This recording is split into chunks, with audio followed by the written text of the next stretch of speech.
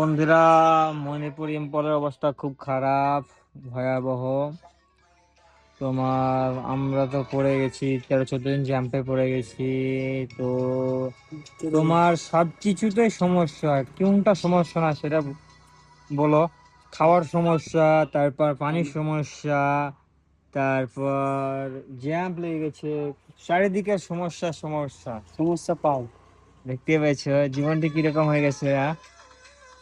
তো মণিপুরের ভাই একটাই তোমাদের কথা বলবো, এখন কেউ যেন মণিপুরের ইম্ফলের মাল লোড করবে না।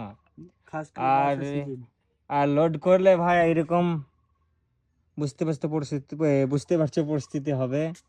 তো তাহলে তোমরা যদি কেউ ভুল করো লোড করো, ঠিক আছে, তাহলে তোমরা খাবার পুরো স্টক করে নেবে, তারপরে এরকম করে আমাদের মতো 20 দিন 25 দিন এরকম থেকে যাবা।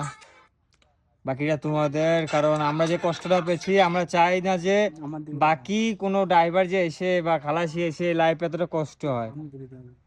আর কিছু বলবে শুনো। কি আর বলবো, যদি আসতে চাও তো কিন্তু খাস করে যে বর্ষার সিজনের পরে বর্ষার সময় এলেই যেমন এই যে ধস নামছে, বলছে আজ আমাদের মোটামুটি 15-16 দিন হয়ে গেল, বলছে আজ কাল ছাড়বো পরশু ছাড়বো, আবার কালকে ওপর থেকে খবর এসছে বলছে 15 আগস্টের পর ছাড়বো।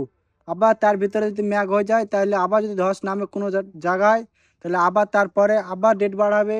এখানে আমাদের পুরো 2 মাস 3 মাস লেগে যাবে। আমাদের আপেলের কথা ছিল কাশ্মীর যাওয়ার, সে কাশ্মীর সিজন আমরা যেতে পারবো না, এইখানে মনে হয় আমাদের 2-3 মাস হয়ে যাবে। কি করবো, মালিকের গাড়ি নিয়ে এসেছি, গাড়ি ফেলে তো পালাতে পারছি না। তো এই ট্রিপটা নিয়ে এসে আমাদের সিমলা ট্রিপ তো করতে পারছি না, সিমলা হয়তো পাবো না, যে কাশ্মীরের উদ্দেশ্যে রওনা দিতে হবে। তো দেখা যায় কদিন লাগে, এখনো কোনো খবরই পাওয়া যাচ্ছে না। তো বন্ধুরা, তোমরা কেউ মাল লোড করবে না ইম্পলের, এটাই তোমাদের কাছে অনুরোধ। আর লোড করলে এরকম কষ্ট করতে হবে।